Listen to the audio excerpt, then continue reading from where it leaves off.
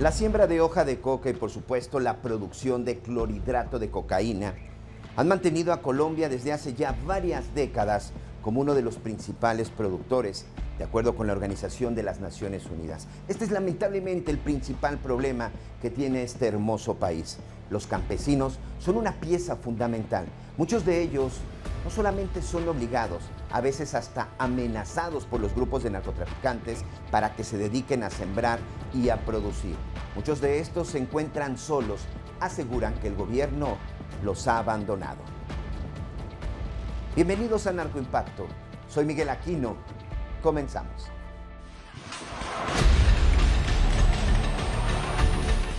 La hoja de coca generó una guerra en Colombia.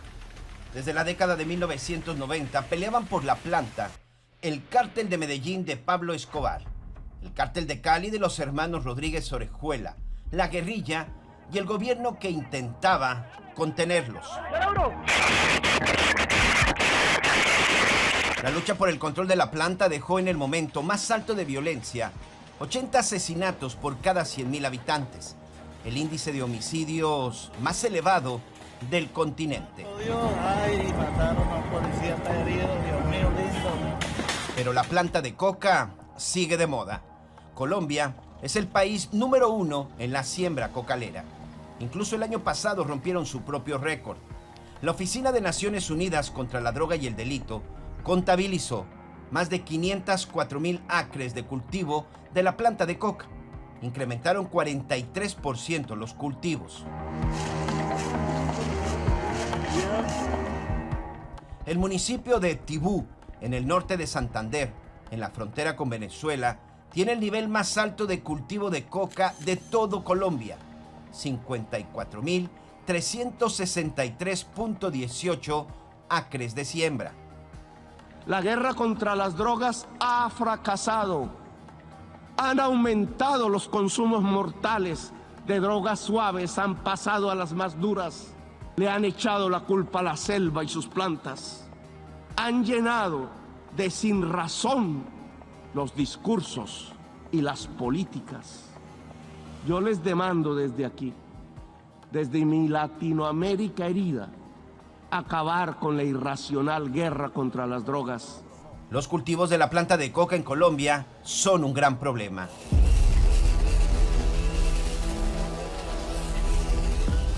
Hoy actualmente aproximadamente 230.000 familias colombianas, sobre todo de los sectores indígenas y afrocolombianas, dependen directamente de la siembra de coca. Muchas de estas lo hacen todavía de manera ilegal, debido a la presión de los narcotraficantes y la guerrilla.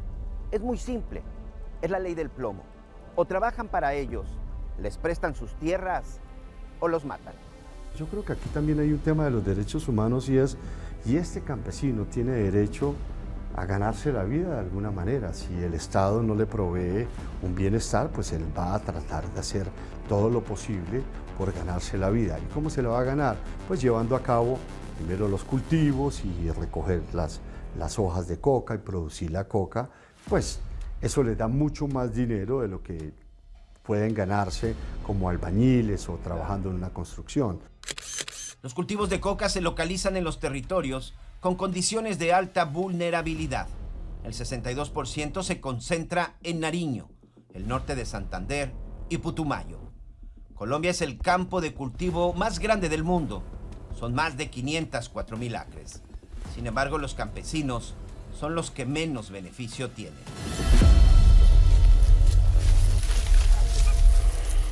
Para producir 1 kilo de cocaína se necesita 1 tonelada de hojas de coca. Los campesinos colombianos que la cultivan reciben solo $500 por dicha cantidad. Mientras que 1 gramo de cocaína colombiana en Japón cuesta aproximadamente $270. En Hong Kong, $107. En Estados Unidos, $100. Y Alemania, $81. ¿De dónde están disparando? ¿De dónde? ¿De arriba? Ya son más de 50 años de lucha por los sembradíos cocaleros y siguen señalando que van a liberar al pueblo campesino de la esclavitud de los cultivos ilícitos. Vamos a recuperar a la región del Catatumbo. La vamos a recuperar con la acción integral del Estado. La vamos a recuperar liberando a la ciudadanía de la presión del terrorismo, liberarla de la presión del narcotráfico.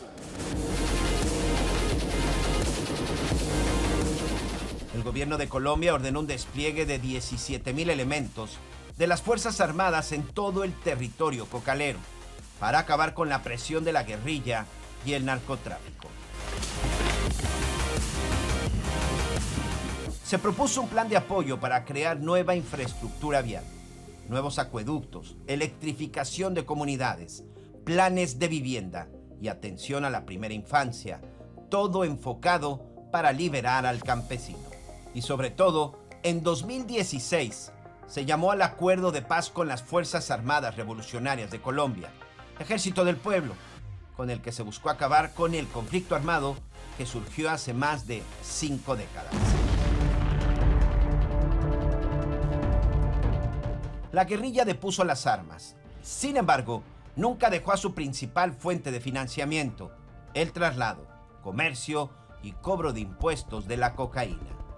En los últimos años surgieron nuevas células o grupos disidentes de las FARC que siguen acechando al campesinado, que se dedica a la siembra de la planta de coca.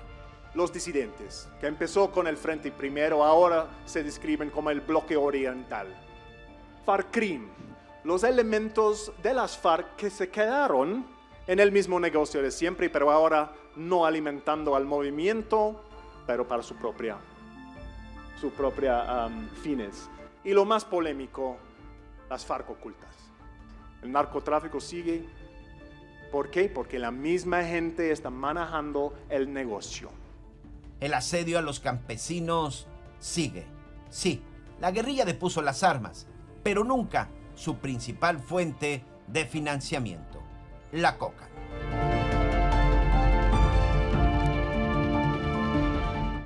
Lamentablemente, en muchas regiones de Colombia, los narcotraficantes han llegado para tratar de arrebatarle la tierra a los campesinos para sembrar la hoja de coca. Algunos se han opuesto y lamentablemente en esta lucha han sacrificado su vida.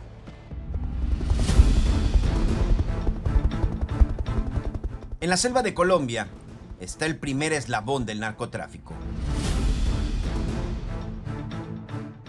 Más de 230,000 familias viven cultivando la hoja de coca. Durante 5 meses se dedican a la cosecha, en 500,000 de acres de tierra. Pero ellos en el campo son esclavos de la delincuencia. Solo ganan el 1% del valor de la cocaína. Por ejemplo, un cocalero puede ganar $176 por la producción de 1 kilo de pasta base, que en el mercado negro se vende en $25,000. Los cárteles del narco, el paramilitarismo, la corrupción, siguen tras el campesinado. Sobre todo sus consejos de paz, que son sus representantes, para denunciar las graves afectaciones que vienen sufriendo por cuenta de la presencia del Clan del Golfo. Han denunciado homicidios, desplazamientos forzados, confinamientos rurales por más de 12 horas, intimidaciones a través de panfletos, extorsiones, incluido el sector docente. Algunos que luchan por la defensa de los cocaleros, por el trabajo de los campesinos, por sus derechos, están bajo fuego, en la mira. En Colombia se cuentan todos los días las masacres de defensores de derechos humanos y campesinos. El Instituto de Estudios para el Desarrollo y la Paz alertó que de 2020 a 2023 se cuentan 303 masacres y 1,142 víctimas en zonas rurales. Los datos de sangre indican que en 2020 se registraron 91 masacres y 381 víctimas. Para el año siguiente, la cifra llegó a 96 y asesinaron a 388 personas. En 2022, la estadística de masacre se estableció en 94 eventos y la muerte de 300 personas, mientras que para 2023 ya se contabilizan 23 masacres con un saldo de 73 muertos entre las montañas, pueblos y comunidades donde se siembra la hoja de coca. se ha desarrollado una economía de la coca y de la marihuana en partes muy importantes del territorio. Hay una disputa entonces por rentas con grupos armados que se han recompuesto y que chocan con unas comunidades súper organizadas. Los acuerdos para buscar la paz, sobre todo con los grupos guerrilleros, empezaron en 2016. Sin embargo, hubo grupos paramilitares que no lo aceptaron y continuaron presionando a muchos campesinos. Algunos de estos que se negaban a trabajar en la siembra de coca, lamentablemente, han sido asesinados.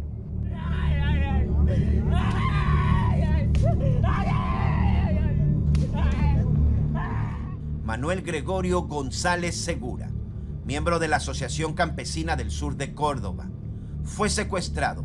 El 26 de junio de 2019 se encontró su cadáver con impactos de arma de fuego y las manos atadas. Lo abandonaron en un paraje y, según la necropsia, lo torturaron. Tenía varias heridas de cuchillo e impactos de bala en piernas y brazos.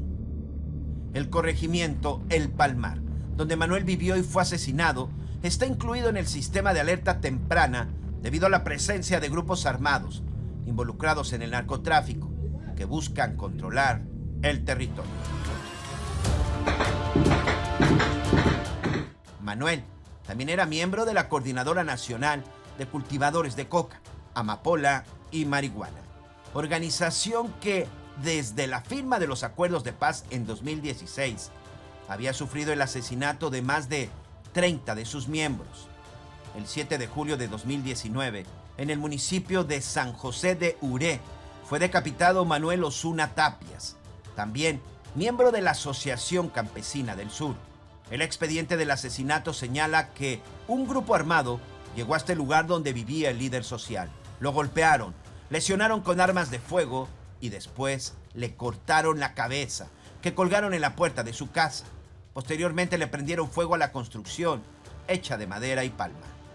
Ambos casos son emblemáticos, una muestra de la violencia que se ejerce contra los que quieren dejar la siembra cocalera. Y chocan con estos grupos que quieren reclutamiento, que quieren rutas y que buscan imponer sus leyes a punta de sangre y fuego, sometiendo comunidades que no se subordinan a sus peticiones. Allí están en confrontación también estos grupos, disputándose territorios como los llamados residuales en la zona de Argelia y el Tambo, o también en la parte norte y nororiental del departamento. Por la violencia extrema, el Ministerio de Defensa de Colombia intervino en estos casos e inició una investigación. Según un reporte federal, en la actualidad hay 4 grupos armados responsables de ataques y masacres que siguen operando en Colombia. El documento alerta que están integrados por más de 12.800 personas. Se colocó como foco de riesgo a la disidencia de las FARC, organización terrorista conformada por algunos excombatientes de las Fuerzas Armadas Revolucionarias de Colombia, Ejército del Pueblo, que desconocieron los acuerdos de paz en 2016. En la lista negra también se encuentra el Ejército de Liberación Nacional. Es una organización guerrillera insurgente, narcotraficantes y terroristas, colombiana de extrema izquierda que operan en Colombia y Venezuela. Otro foco de alerta es el grupo armado organizado Los Pelusos, conformado en octubre de 2017. Se trata de una célula disidente del Ejército Popular de Liberación, cuyos integrantes siguen cobrando renta por el uso de tierras para la siembra de planta de coca. Y finalmente, el Clan del Golfo, también conocido como los Urabeños. Se le considera la agrupación más grande, peligrosa y mejor estructurada de Colombia en estos momentos. Tienen presencia en 211 municipios colombianos y mantiene alianza con cárteles mexicanos. Hace más de 3 años que el gobierno anunció el Plan Social para el Cauca y una operación especial de más de 7.500 efectivos de las fuerzas militares para combatir estos grupos y lograr superar la situación de violencia en el departamento. Pero enfocó esto como una guerra en la cual no ha hecho alianza con la población y en la cual no ha logrado someter al narcotráfico. Por el contrario, en estos 3 años El departamento del Cauca es el segundo, junto con Catatumbo, de mayor expansión de los cultivos de coca. Colombia vive su quinta década de conflicto armado interno. Dicen que mantienen esperanza en los diálogos de paz que iniciaron desde 2016, pero hasta el día de hoy no hay cambios importantes.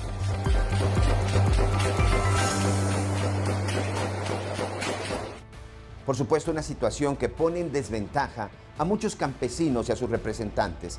Platicando y charlando con algunos de ellos, nos aseguran que en ocasiones no tienen opción. Si no aceptan, son asesinados.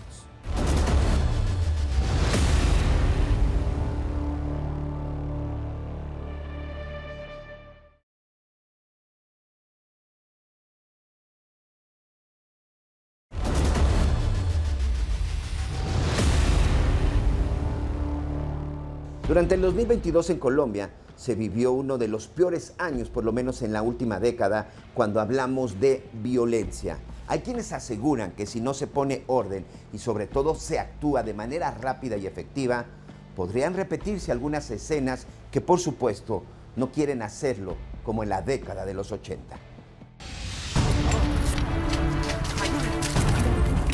En Colombia durante 2022 las células de disidencia guerrillera y terrorista mantuvieron la ofensiva armada.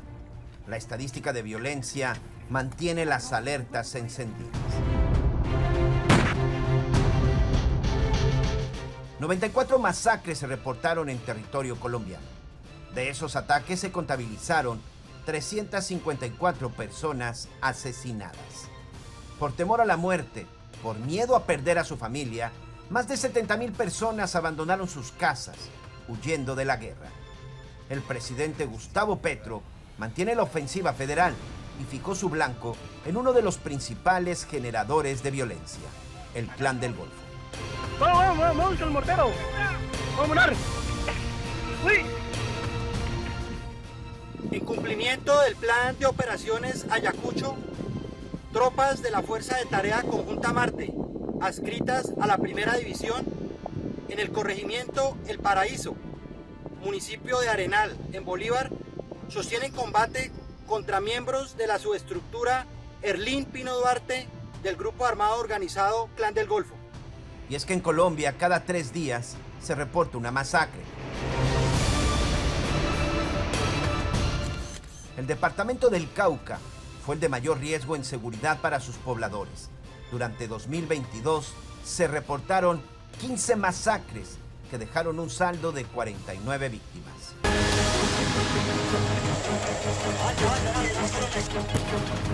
El 1 de mayo de 2022 se reportó la llegada de presuntos disidentes del Ejército de Liberación Nacional, quienes asesinaron a 3 hermanos en una casa de la vereda Morales, corregimiento Melchor, en el municipio de Bolívar. La noticia se dio en todo el país. El día de ayer registramos una masacre más en nuestro país, esta vez en el departamento del Cauca, convirtiéndose en la número 37 del 2022 a nivel nacional y la sexta en el departamento del Cauca.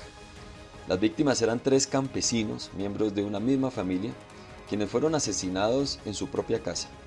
En el departamento del Valle del Cauca, la emergencia también es de alto nivel. Y es que durante 2022, en esa zona de Colombia, se reportaron 10 masacres que dejaron un saldo de 37 víctimas. Esta región del territorio colombiano llama la atención de los criminales por el suelo adecuado para sembrar y cultivar. Por supuesto, la hoja de coca. En este municipio el ELN ha tenido una presencia histórica y hay intenciones de otros grupos, especialmente grupos paramilitares y grupos residuales, de incursionar en dicho territorio para aprovecharse de estas riquezas. El gobierno nacional debe hacer presencia integral en el departamento, no solamente por vía militar, y cesar esta simulación de un acuerdo de paz. El departamento de Putumayo y sus 13 municipios también se encuentran en la lista de los grupos disidentes guerrilleros y la delincuencia organizada. El Instituto de Estudios para el Desarrollo y la Paz documentó 7 masacres, lo que ubica a la región en el tercer sitio con mayor letalidad de Colombia. La incursión de los grupos armados dejó un total de 33 personas muertas, con un alto grado de violencia. Ahí se han documentado los excesos de las fuerzas de gobierno.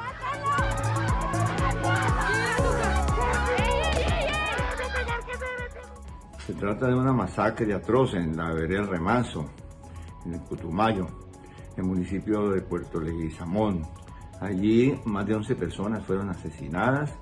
La comunidad ha señalado, testigos familiares de una forma contundente han señalado que fue una acción del ejército que entró disparando sin ninguna consideración en contra de la gente que estaba en una fiesta, en un bazar de la Junta de Acción Comunal. Asesinaron al presidente de la Junta de Acción Comunal, a su esposa, a niños, al gobernador del resguardo indígena. Y aparte de eso, han presentado esto como un falso positivo, diciendo que se trata de gente de grupos disidentes. Es algo absurdo que no puede prosperar. Organizaciones civiles como Indepaz trataron de buscar una solución y, sobre todo, evitar la violencia. Durante el 2022 hubo algunos acuerdos y, sobre todo, resultados. Este es el mapa de la violencia. El norte de Santander registró 7 masacres con un saldo de 23 víctimas, mientras que en Antioquia se reportaron incursiones armadas que concluyeron en 7 masacres y el asesinato de 22 personas. Durante el año pasado, en el departamento del Atlántico, se presentaron 5 más que arrasaron con la vida de 18 personas. La ciudad de Bogotá, capital de Colombia, a pesar de la vigilancia policial, reportó 4 masacres y 14 víctimas. Bolívar también sufrió 4 masacres y el homicidio de 12 personas en esos eventos. En Chocó hubo 4 masacres con 16 víctimas, mientras que La Guajira y Magdalena reportaron también 4 con 12 víctimas. En Colombia se alerta del funcionamiento y estructura de los grupos criminales que operan el día de hoy. El crimen organizado tiene instituciones, tiene normas sobre su funcionamiento y muchas estructuras en Colombia de crimen organizado se derivan de organizaciones paramilitares o guerrilleras que tienen estatutos, tienen en algunos casos alguna especie, digamos, de constituciones que ponen normas sobre el funcionamiento de estas organizaciones. Esto, digamos, da cuenta de una capacidad de organización en términos generales alta comparado pues con, digamos, estructuras mucho más desorganizadas como aquellas que existen en Perú, en Bolivia o en otros países.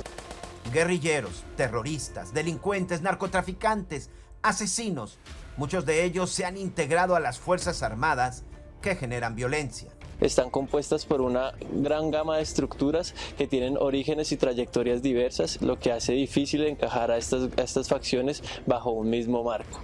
Ahí encontramos desde estructuras que se crearon antes del proceso de paz con las FARC, que son los disidentes, estructuras que se crearon después del proceso de la firma del acuerdo, que serían los desertores, pero también encontramos en algunos casos estructuras que se conformaron de la unión entre grupos criminales y excombatientes de las FARC. El problema de la seguridad y violencia en Colombia es tan complejo que se realizan foros para llegar a acuerdos verdaderos de paz.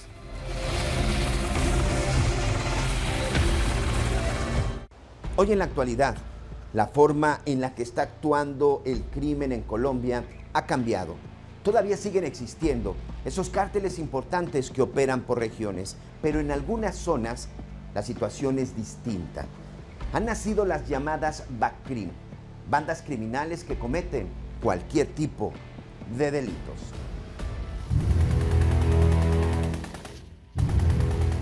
Entraba el nuevo milenio y en Colombia se luchaba por la desmovilización de la guerrilla. Estaba vigente el combate a los cárteles de narcotráfico y también se combatían los excesos de las Fuerzas Armadas. Era complicado el panorama armado interno y a finales de 2006 se sumó un nuevo foco de riesgo. Les llamaron las BACRIM. Eran bandas criminales o emergentes que reclutan exguerrilleros o terroristas que habían depuesto las armas. Un informe de la Organización de los Estados Americanos alertó que las BACRIM estaban integradas por más de 13.400 hombres que se alzaron en armas después de 30 años de lucha. Se trataba de pequeñas mafias con operación en 26 departamentos, casi 75% del territorio colombiano. El objetivo principal de las BACRIM fue consolidar un corredor al servicio del narcotráfico con conexiones hacia Panamá y Venezuela. Existe una alianza macabra entre el EPL, el ELN, la FARC y las bandas criminales alrededor del negocio que los alimenta, que es el narcotráfico. El EPL con los cristalizaderos, la FARC con las hojas de coca y los laboratorios, al igual que el ELN, y las bandas criminales que compran esa base o la venden o llevan el clorhidrato de cocaína para Venezuela. A finales de 2006, por orden de mando, las BACRIM emprendieron acciones contra la población civil, abriendo un catálogo delictivo, homicidios, extorsión a comerciantes y empresarios, secuestros, reclutamiento forzado de menores de edad y masacres de líderes sociales.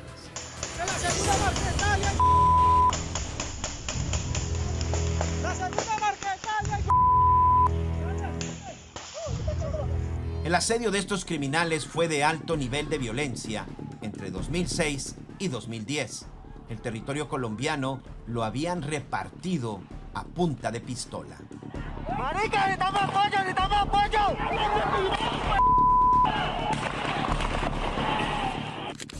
En el departamento de Antioquia operaban 11 unidades del BACRIM. Según un informe de seguridad, se trataba de la oficina de Envigado, La Terraza, Robledo, Pacheli, La Sierra, Caicedo, Los Triana, Clan del Oriente, La Unión, Clan del Norte y Los Caparrapos. Mientras tanto, en el norte de Santander se detectó la presencia de los violentos Pelusos y también los Rastrojos. En la costa del Caribe colombiano llegaron las BACRIM, autodenominadas como los Costeños y los Pachecha. Por otra parte, en el Valle del Cauca se reportaron acciones violentas de la Gran Alianza y las BACRIM del norte del valle.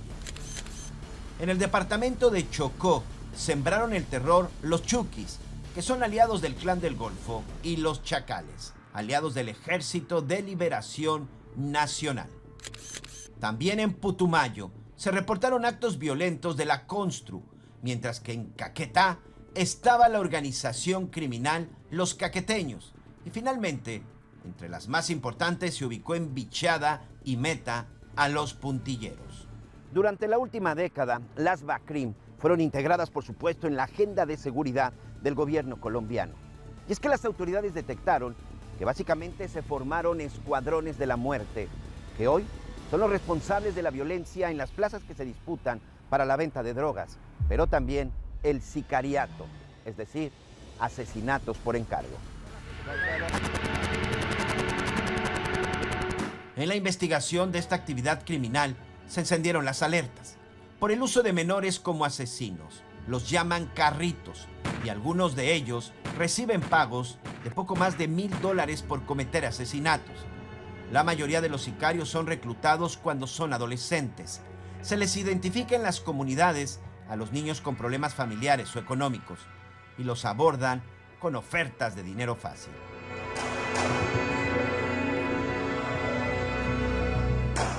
En las filas de la BACRIM, los sicarios son vistos con respeto y temor. Son duros, pero también locos. Algunos usan sustancias psicoactivas para preparar el homicidio. Así actúan estos grupos criminales.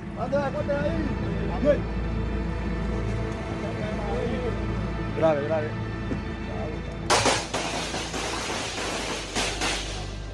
Las BACRIM siguen vigentes y su actividad ha generado que Colombia sea el país con mayor actividad criminal en todo el continente americano.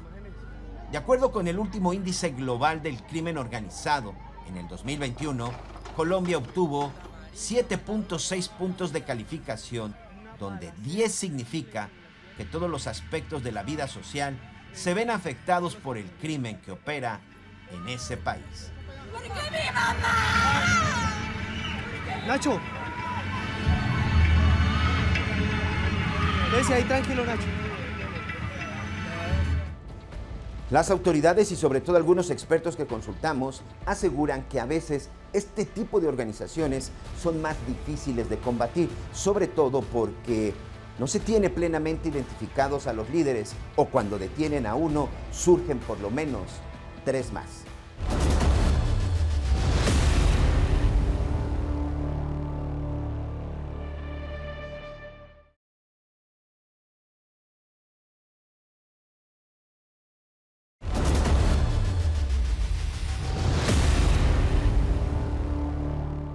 En esta metamorfosis que ha sufrido el negocio del narcotráfico en Colombia, se ha tenido ya confirmado y demostrado la presencia de algunos capos mexicanos. Sí, cárteles de México están llegando hasta este país para tratar de arrebatarles el negocio del trasiego de cocaína hasta los Estados Unidos.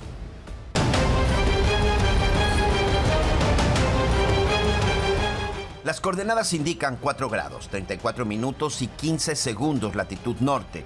Después, 74 grados, 17 minutos longitud oeste. Ahí se encuentra el territorio que más llama la atención de los narcos mexicanos, la República de Colombia. Un estudio de la Fundación Ideas para la Paz reveló 6 factores que atraen al crimen a esa tierra. Disponibilidad de materia prima ilícita, coca y marihuana, mano de obra barata, por amenazas o paga, mercados ilegales en expansión, bajos controles para inversiones extranjeras, fronteras con fallidos sistemas de seguridad y altos niveles de corrupción. La tierra colombiana fue vulnerada por los capos mexicanos que buscan acrecentar su fortuna a costa de la vida de otros.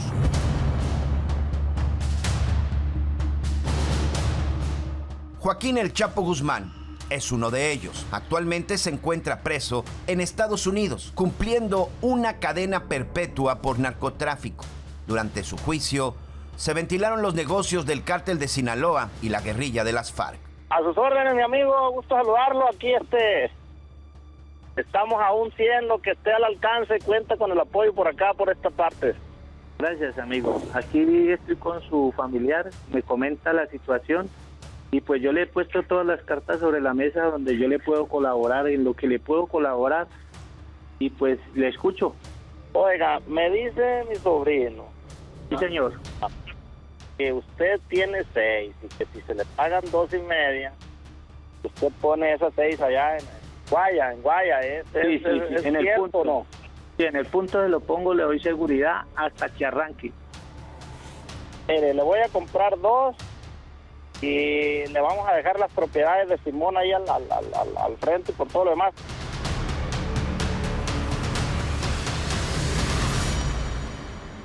El cártel de Sinaloa tiene presencia en el Pacífico nariñense, en el Bajo Cauca, Putumayo y Catatumbo, regiones de alta producción cocalera.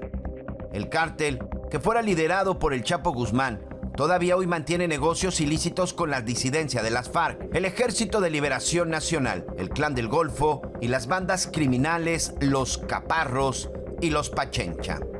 El cártel de Jalisco Nueva Generación, liderado por Nemesio Ceguera Cervantes alias El Mencho, generó en Colombia un cambio en las relaciones comerciales delictivas.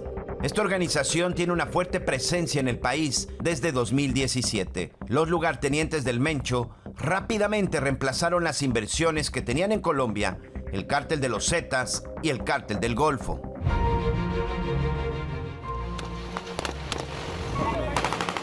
A punta de fusil, mantiene presencia en los departamentos de Nariño, Putumayo, Chocó, Antioquia y Bolívar, principalmente. En la actualidad mantiene relaciones delictivas con el Clan del Golfo, el Ejército de Liberación Nacional, las disidencias de las FARC, las bandas criminales de los Puntilleros, la Oficina, los Pelusos y los Soles, que son de origen venezolano.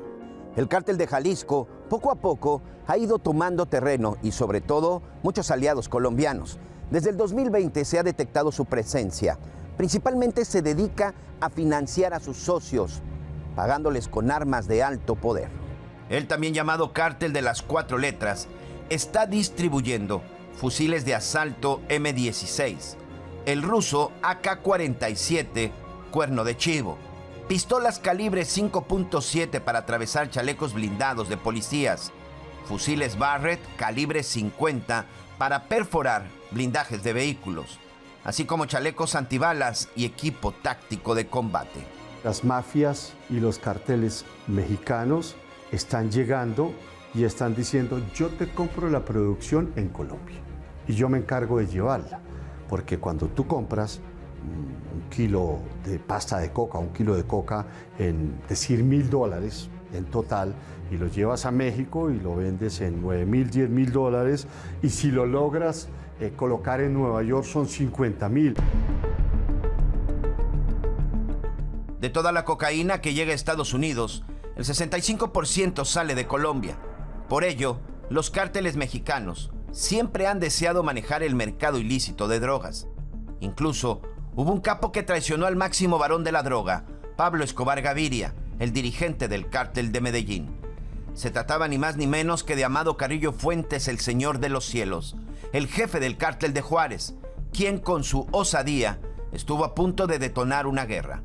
El cártel de Juárez y el cártel de Medellín trabajaron desde 1988 hasta 1991, cuando Pablo Escobar se entregó a la policía e ingresó a la cárcel conocida como La Catedral, donde seguía ordenando las operaciones ilícitas. Mientras el patrón estaba en prisión simulada, el Señor de los Cielos lo traicionó y logró robar un cargamento de 26,455 libras de cocaína. Para esta operación, el mexicano tuvo el apoyo de los integrantes del cártel de Cali, los enemigos del patrón. Pablo Emilio Escobar Gaviria era socio de Amado Carrillo, el Señor de los Cielos. Con ningún narco más tuvo Pablo Escobar contacto en México. Y el cartel de Cali convence a Amado Carrillo de que le robe 12,000 kilos de cocaína a Pablo Escobar.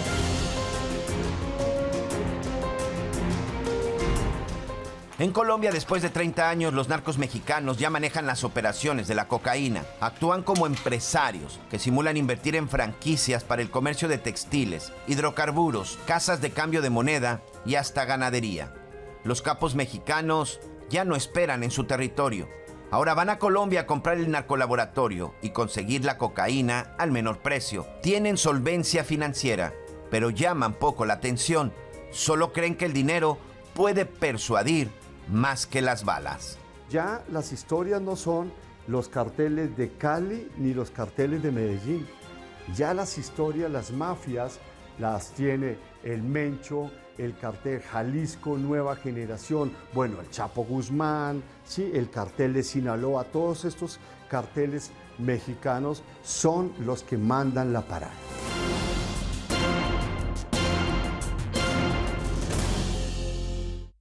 Y precisamente como algunos grupos de narcotraficantes o algunas organizaciones criminales que solo se dedicaban al tráfico de drogas están viendo que la competencia a veces los deja en desventaja, están cambiando, por desgracia se están transformando y están cometiendo diferentes delitos.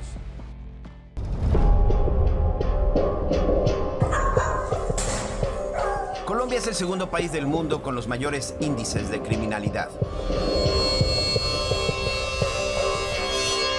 La Iniciativa Global contra el Crimen Organizado analizó la actividad delictiva en todo el orbe y este fue el resultado, siendo 10 la calificación más grave.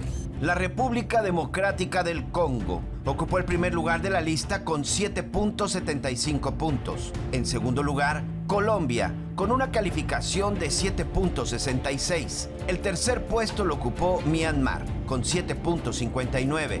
En la cuarta casilla se ubicó a México, con una calificación de 7.56. Y en quinto lugar, Nigeria, con 7.15 puntos. En cuanto al narcotráfico, no hay duda, Colombia es el país que más comercia cocaína. En ese rubro tuvo una calificación de 9.5, cuando la máxima es 10. Pero en la pirámide delictiva la extorsión es un delito que encendió las alarmas de seguridad. Nosotros somos del movimiento político-militar de resistencia civil, alzados en armas, antisubversivos, portadores de un nuevo sistema de Estado conocido como los urabeños. ¿Y qué necesitaban de mí? 550.000 pesos que vale, que en estos momentos es lo que se da a ustedes como contribución para que ustedes puedan seguir trabajando. La estadística de extorsión es alarmante. El año pasado se denunciaron 8.632 casos de extorsión. Es decir, cada día hay 24 víctimas de este delito. Un delito que creció 30% nada más durante el último año. La Fundación Paz y Reconciliación dio seguimiento a este delito y alertó que la extorsión se expandió rápidamente por todo el país. Como lo muestra este mapa, las entidades en verde son los municipios más afectados por los extorsionadores. Participan cerca de 60 bandas delincuenciales. Exigen desde 1.000 hasta 3 millones de dólares. Con este delito han afectado principalmente a los habitantes de 5 ciudades: Bogotá, Medellín, Barranquilla, Quibdó y Cali. Los informes de la Policía Nacional señalan que el llamado Clan del Golfo es la organización que domina la extorsión en 17 departamentos, más de la mitad del territorio colombiano. Pero también se busca por extorsión a los rastrojos, los Pachencha, la Oficina, el Mesa, los Costeños, la Local y la Cordillera. De la extorsión, los delincuentes escalan al secuestro, quizá el delito más repudiado por la población de Colombia y el mundo, ya que sufren este delito desde la década de 1970. Durante el 2022 se registraron 202 casos de secuestro. Esto representó un incremento de 27% más de plagios con respecto al 2021. Durante el 2023, este delito no ha parado. Durante marzo ya se contaban 45 casos de privación ilegal de la libertad. De acuerdo con el último informe de Gaula, las fuerzas antisecuestro en ese país, los departamentos donde se reportaron más fueron César, Norte de Santander, Antioquia, Cundinamarca y Meta. Los grupos que atacan a los colombianos con este delito principalmente son el Clan del Golfo, los Rastrojos, entre otros. Pero los que más preocupan son las células guerrilleras, que usan el secuestro para financiar sus movimientos, el Ejército de Liberación Nacional y la disidencia de las FARC. Estos grupos establecieron el plagio como herramienta durante su fallida y prolongada lucha por el poder. Algunos dirigentes de la guerrilla reconocen el mal que le hicieron al pueblo. A quienes nunca regresaron del secuestro, a quienes perdieron la vida en nuestras manos, a sus allegados agobiados durante años y años por su ausencia y desconcierto, les suplicamos perdonarnos por la terrible afrenta ocasionada. La posesión por esta piedra ha generado también guerras en calculables sumas de dólares ilícitos. Colombia es considerado el corazón de la esmeralda. El 50% de las joyas verdes que circulan en el mundo provienen de este país sudamericano. El brillo del principal centro minero que se ubica en el municipio de Muso, en el departamento de Bocayá, llama la atención y genera interés en todos los estratos criminales, ya que se producen 1.603.224 quilates de la piedra preciosa. Gonzalo Rodríguez Gacha, alias El Mexicano, el segundo, sin duda en el liderazgo del cártel de Medellín, fue uno de los primeros convencidos en que invertir en las minas de esmeralda le iba a venir muy bien al negocio de la droga. Sobre todo, tenían la oportunidad de lavar los miles de millones de dólares que obtenían de manera ilegal cada año. Además, empezaron a cultivar hoja de coca alrededor de la zona esmeraldera. Informes de inteligencia del gobierno de Estados Unidos señalan que desde aquí también se financió a grupos paramilitares de Colombia. El acusado fue Víctor Manuel Carranza Niño, un empresario conocido como el zar de las esmeraldas, quien probablemente conformó grupos paramilitares, donde se le conocía como Clodomiro Agamés, fallecido el 4 de abril del 2013. En los últimos 5 años se ha realizado una investigación por la Alianza de la Esmeralda y el narcotráfico que generó resultados positivos. Actualmente se encuentra en proceso Horacio de Jesús Triana Romero, el patrón de las Esmeraldas, quien en 2017 fue extraditado a Estados Unidos, acusado de enviar cocaína a territorio estadounidense y por asesinar a testigos clave en su caso. Otro delincuente de relevancia es identificado como Pedro Nel Rincón Castillo, alias Pedro Orejas, quien encabezaba una organización narcoesmeraldera conocida como el Clan del Rincón, que logró acumular 163 bienes inmuebles valuados en 263 millones de dólares. Hoy cumple una condena de 17 años de prisión en la Unión Americana. Estos hombres son los que han esclavizado y asesinado a muchos esmeralderos solo y todo por el dinero. Se acostumbran a que la vida tiene una muy escasa importancia. No hay respeto por la persona, la dignidad de la persona. Ese es un problema grave en esa región. Lo importante es el dinero, las armas, la droga. Eso prevalece por encima del valor de la vida. ¡Ay! La voy a tener al otro lado. Y seguramente usted está pensando lo mismo que yo. Estas bandas criminales que se están transformando y que están cometiendo diferentes delitos, están sometiendo al pueblo colombiano.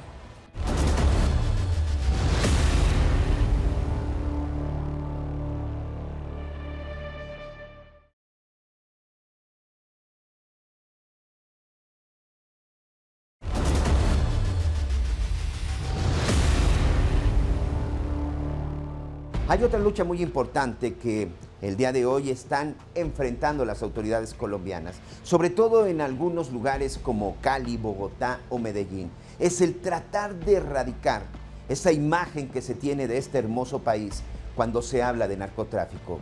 Lamentablemente existe un turismo que única y exclusivamente viene hasta estos lugares para conocer la historia de algunos narcotraficantes.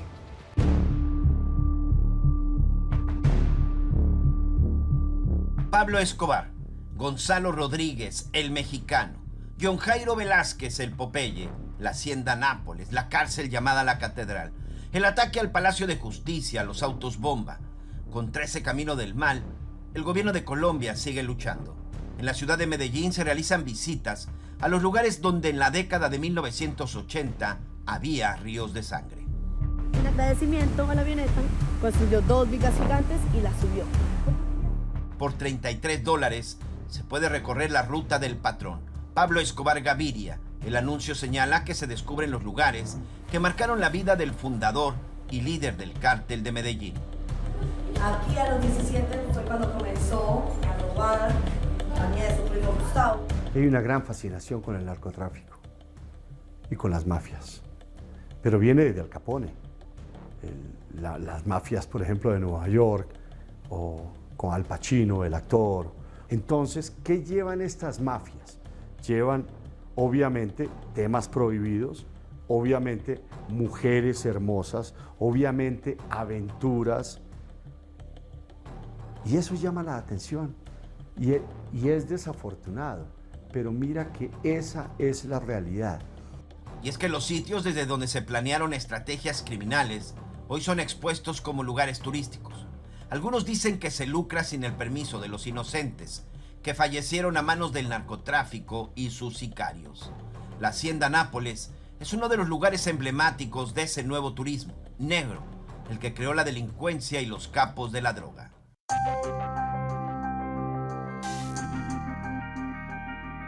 Ejemplo de ello fue John Jairo Velázquez, el Popeye, uno de los sicarios más temidos del cártel de Medellín. A pesar de sus homicidios, algunos lo consideraban un rockstar. El caso de Popeye, que era bastante censurable, era ver a alguien que se ufanaba de decir que había matado a más de 250 personas, de cómo mató a su novia, Wendy Chavarría creo que se llamaba, y cómo la vio el amor de su vida, y él me decía que tenía unas piernas que le llegaban aquí, que era hermosa, cómo la mató. Y cuando iba caminando por las calles de Medellín, la gente quería tomarse fotos con él. Y es que en la última década, lo que ha quedado claro es que hay una herida abierta por parte no solo del gobierno, sino del pueblo colombiano. En las series de televisión en donde se han dedicado a enaltecer a muchos narcotraficantes y mostrar sus vidas de lujo, se han olvidado de las víctimas. Hombres, mujeres, niños que han sido asesinados en los últimos 50 años por la guerra contra el narco. Las series se olvidaron del asesinato de Luis Carlos Galán, el abogado que se perfilaba como futuro presidente de Colombia, pero quien fue asesinado el 18 de agosto de 1989. Así titularon la mayoría de los medios colombianos la muerte de Luis Carlos Galán, ¿no? Han asesinado la esperanza de los colombianos, han asesinado el futuro de los colombianos, han asesinado a un líder que había construido, digamos, una confianza enorme entre todos para salir y superar los problemas que teníamos al frente. El hijo del candidato presidencial reclama la memoria de los caídos, de su padre asesinado por la mafia, que hoy se promociona en paseos turísticos, la mafia que dejó el recuerdo de terror. Cada vez que asesinaban a alguien, se cerraba el colegio durante 3, 4 días y no podíamos ir al colegio. Las bombas que empezaban a estallar en las ciudades, la bomba del DAS, la bomba del Espectador, las bombas en el centro comercial de la 93. Es decir, una zozobra, un miedo, un temor permanente y constante.